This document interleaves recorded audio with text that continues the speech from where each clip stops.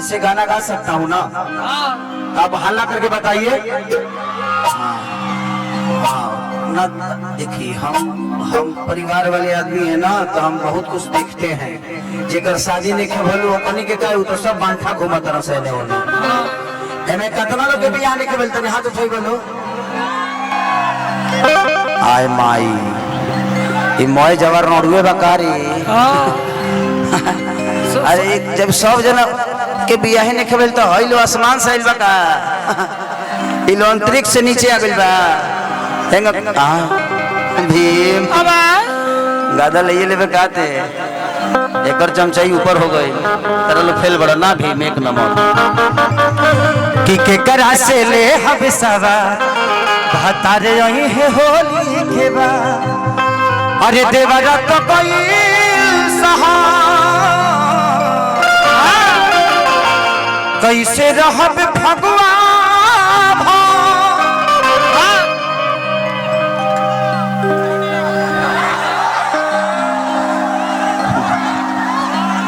अपन मेहरारू रही तो कहता कि दूर हट आ दूसरा के मेहरारू ये तो छू लो तू छुअब तार नसीब में नहीं खे।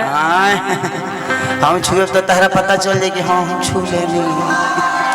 अरे दादा एक से एक लोग धरती पर पैदा भइल बा भाई। पलवी जी आप चिंता मत करिए, अभी तक आपका स्ट्रगल था, आज से स्ट्रगल नहीं रहेगा, खत्म हो जाए। बैर ले लेबा का तू बैरवा ले लेबो बैरवा लेबो। अरे के करा से ले हम सवा हतारे रही है होली के बा। के करा से ले हम सवा हतारे रही है होली के बा।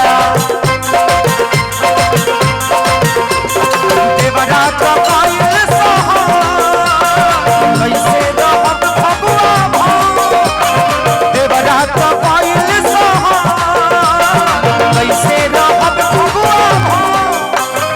पल पल तारे लैया हतारे रही है होली के बा। तरह से ले हम सवा हतारे रही है होली के बा।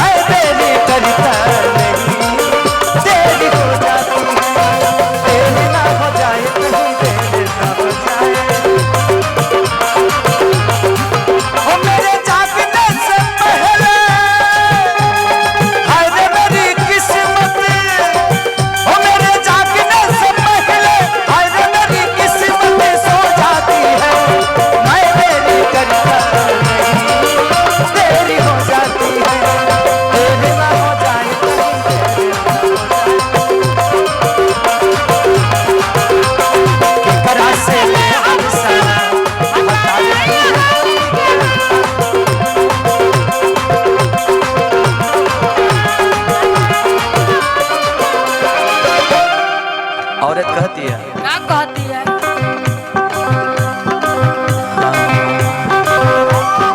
अच्छा ये ऐसे हरक रही है जैसे कि आज तक इनको किसी ने छुआ ही नहीं। किसी ने नहीं छुआ, छुआ है ना? के छुआ? वही तो शूटिंग में छुआ है। कौन छुआ है? हाँ शूटिंग में छुआ होगा। हमारे चढ़ली जवानी कैसे मनवा के बहानी रोज खाने जो बनवा छानी हो।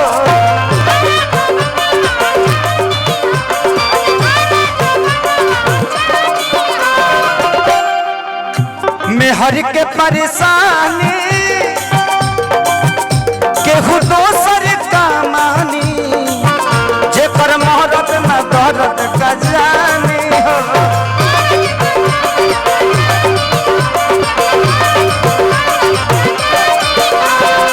के डाली फसल में खा के डाली फसल में खान हतारे रही है होली एकरा से ले हम सवार हतारे रही है होली के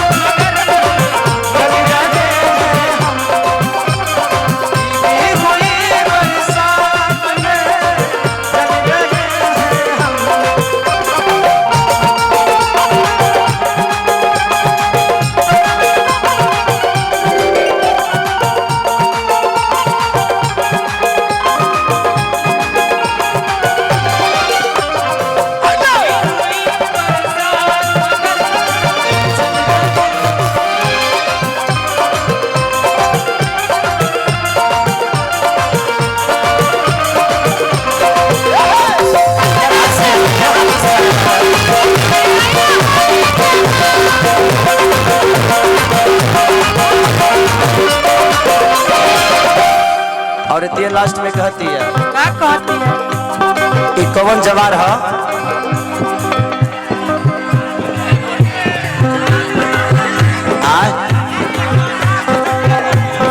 कोठी चकिया चकिया कोठी चकिया हाँ कोठी डालो जरूर थोड़ी बा यहाँ सबकर कोठी थोड़ी बा कितना लोग पलानियों में रहत हो हाँ माना और ये कहती है चकिया इस जगह के नाम है चकिया हाँ काम चलावता तकिया चकिया राजा चली आई तो चकिया ए भगावता बबुआ खेसारी हो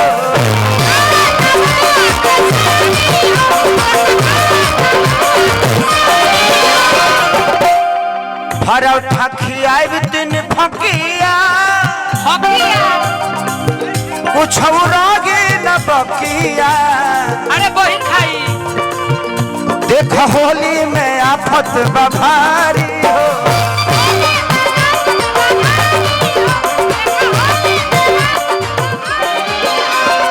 आ गईले घरे आजा अरे आ गईले घरे आजा हटा रही है होली करा से ले हम सवार हटा रही है होली